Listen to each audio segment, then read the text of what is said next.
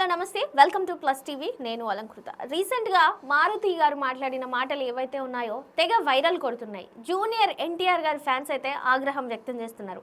అసలు మారుతి గారు మాట్లాడడానికి జూనియర్ ఎన్టీఆర్ గారి ఫ్యాన్స్ రియాక్ట్ అవ్వడానికి సంబంధం ఏంటో ఆ విషయాల గురించి మనం ఇప్పుడు దాసరి విజ్ఞాన్ గారితో మాట్లాడదాం. హాయ్ సార్, నమస్తే, వెల్కమ్ టు మై ఛానల్. నమస్తే. మారుతి గారు చెప్పారు కాలర్ ఎగరేయడం ఇలాంటి విషయాల గురించి. దానికి ఎన్టీఆర్ గారికి ఎందుకు కనెక్షన్ పెడుతున్నారు? అలా అంటే చాలా మంది హీరోలు కాలర్ ఎగరేస్తారు, తొడగొడతారు, మీసాలు తిప్పుతారు, చాలా రకాలుగా ఉంటాయి. బట్ వీళ్ళు ఎందుకు రియాక్ట్ అవ్వాల్సి వస్తుంది? ఇప్పుడు అల్లు అర్జున్ ఉన్నాడు, దేవుడా అండ్ తగ్గేదేలే, రప్ప రప్ప రీసెంట్ ఇవి ఈ డైలాగ్స్ వింటే ఆయన గుర్తొస్తాడేమో కానీ అతనికి ఆ 3 డైలాగ్స్ మీద పెటెంట్ హక్కులేం లేవు. రైట్? నిలదీశ్వయ్ అంటే మంచు లక్ష్మి గారు గుర్తొస్తారు, ఫసక్ అంటే మోహన్ బాబు గారు గుర్తొస్తారు. వాళ్ళు గుర్తొస్తారు కరెక్టే, కానీ వాళ్ళకి ఆ మాటల మీద పేటెంట్ హక్కులు లేవు. అది నేను తప్ప ఇంకెవరు వాడకూడదు, ఇంకెవరైనా వాడితే మేము వాళ్ళ మీద కాపీ రైట్స్ వేస్తాం, ఇలాంటివి ఏం లేవు. డన్.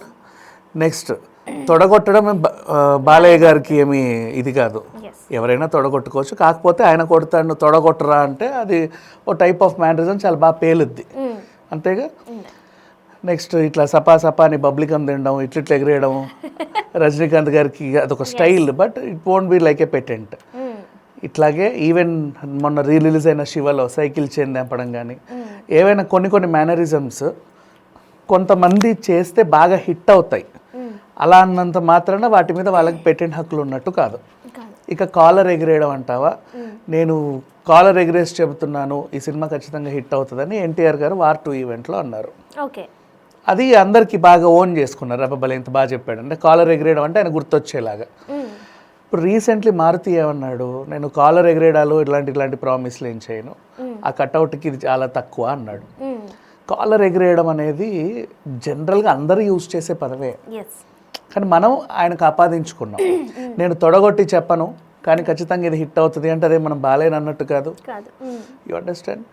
ఇట్లాంటి కొన్ని రేర్ సిచ్యువేషన్స్ని మన వాళ్ళే క్రియేట్ చేసుకొని సో అండ్ సో వాళ్ళకి అంటగట్టి దాంట్లో మళ్ళీ వీలైనంత వరకు ఒక మంచి మోతాదులో ఒక మనోభావం దెబ్బతినేలా ట్రై చేసి దెబ్బతిని దాని గురించి కొట్లాడుతూ ఉంటారు.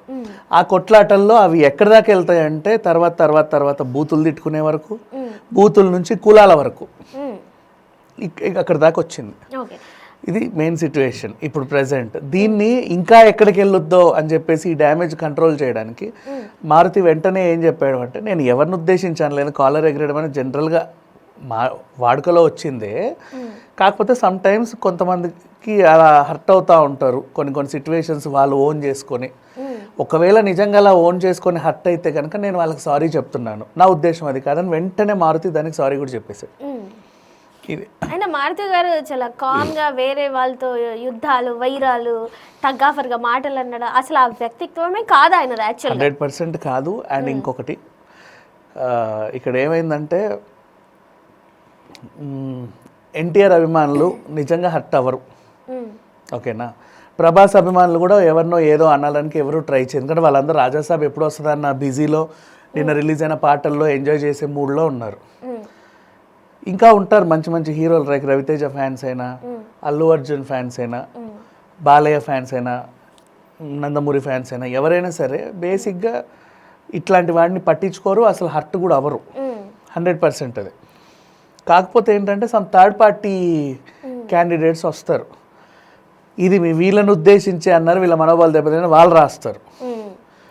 నిజంగా వీళ్ళు హర్ట్ అవ్వకపోయినా హర్ట్ అవ్వాలేమో, లేకపోతే హర్ట్ అవ్వకపోతే అసలు బాగోదేమో అనే రేంజ్లో వీళ్ళు హర్ట్ అవుతూ ఉంటారు, అంత మించి ఏమీ లేదు. కానీ వీళ్ళు ఇంత ఖాళీగా ఎక్కడ ఉంటారు సార్? దీనికి అన్నదానికి లింక్ పెట్టి ఈయననే అన్నాడని చెప్పేసి అంత టైమింగ్లు అంత ఎక్కడ ఆలోచిస్తున్నారో కూడా అర్థం కావట్లేదు. రీసెంట్ డేస్లో ఏ ఒక్క ప్రీ రిలీజ్ ఈవెంట్ జరిగినా, ట్రైలర్ లాంచ్ ఈవెంట్ జరిగినా, ఏ ఈవెంట్ జరిగినా ఏదో ఒకటి ఉంది అందులో అన్ని ఇట్లా తవ్వుతా ఉంటారు. ఈవెన్ నిన్న బాలయ్యది కూడా ఈవెంట్లో ఆయన మాట్లాడిన దాన్ని ఇంకో రకంగా తీసి పిచ్చిగా ట్రోల్ చేస్తున్నారు. అంతే ఈ కామన్, అనేవాళ్ళు అంటానే ఉంటారు, వినేవాళ్ళు వింటూనే ఉంటారు, మనలాంటి వాళ్ళు మాట్లాడుకుంటూనే ఉంటారు, అవి ఆగవు యాక్చువల్లీ చెప్పాలంటే. బట్ అంత అవసరం లేదు దీనికి ఇంత షో చేయాల్సినంత. ఈవెన్ దో అతను సారీ చెప్పాడు, బట్ కాలర్ ఎగిరేయడం అనేది ఇప్పుడు మొన్న ఎన్టీఆర్ గారు వార్ 2లో మాట్లాడకపోయినా కాలర్ ఎగిరేయడం అనేది అసలు జనరల్ వర్డ్. జనరల్ నేను కాలర్ ఎగిరేసి మాట్లాడుతున్నా అంటారు. చాలా మంది చెప్తారు, కిరణ్ అబ్బవరం గారు కానీ, Exactly. విశ్వక్సేన్ గారు కానీ, సిద్ధు జోరాల్ గారు Many కానీ, people. చాలా మంది ఎక్కడో ఒక చోట వాడుతూనే ఉంటారు. కానీ ఎక్కడైతే హిట్ అవుతుందో అది వాళ్ళకి ఓన్ అయిపోతుంది అనమాట. ఆ రోజు వార్ 2 దాంట్లో ఆయన కాలర్ ఎగిరేసి చెప్పడం అనేది పెద్ద హిట్ అయింది ఆ సందర్భం. అప్పటి నుంచి దాన్ని అలా అలా అలా ఓన్ చేసుకున్నారు అంతే తప్పితే ఇప్పుడు షర్టుకున్న కాలర్స్ అన్నిటికీ ఆయనకు పేటెంట్ హక్కులు అయితే లేవు. కాలర్ ఎప్పుడో పుట్టింది, అవునా? ఇది ఇంకా చెప్పాలి, జూనియర్ ఎన్టీఆర్ గారు పుట్టక ముందు నుంచే కాలర్ అనేది ఒకటి పుట్టింది. అది ఎగిరేయడం అనేది ఒక మేనరిజం లాగా, ఒక గ్రేట్ అచీవ్మెంట్ లాగా చాలామంది మాట్లాడుకుంటారు. ఈవెన్ బయట కూడా మనం white collar jobs, blue collar jobs, white collar murders, blue collar murders ఇలా మాట్లాడుకుంటూ ఉంటాం. క్రైమ్స్ కానీ, క్రైమ్స్ అయినా కొన్ని జాబ్స్ అయినా ఏమైనా కాలర్తో మాట్లాడుకుంటూ ఉంటాం. కాలర్ ఈజ్ నథింగ్ బట్ దానికంటే ఒక స్టేటస్ అనేది ఉంది. అది ఎగరేస్తే మేము చాలా అసలు అంటే ఒక డిగ్రీ పట్టా పొందినంత హ్యాపీగా చాలామంది ఫీల్ అవుతూ ఉంటారు. అది అందరూ వాడుకోవచ్చు, దానికి ఒకరికి ఇది ఉంది అనేది లేదు. నెక్స్ట్ టైం దాని గురించి ఎవరైనా నేను ఎగరేను అన్నంత మాత్రాన దాన్ని వీళ్ళకి వాళ్ళకి అంటగట్టేసి దాన్ని ఇంకోలా చేయడానికి అంత అవసరం కూడా లేదు. Thank you.